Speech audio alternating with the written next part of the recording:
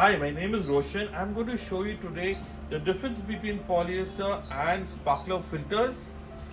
This is what we have, and I'm going to give you the micron details right now.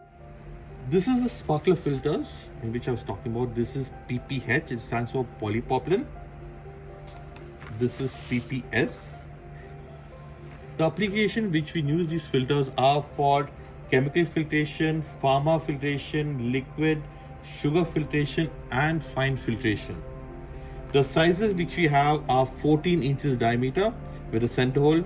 We also have 8 inches, we have 18 inches and 24 inches. The composition, as I told you, is made of 100% polypropylene.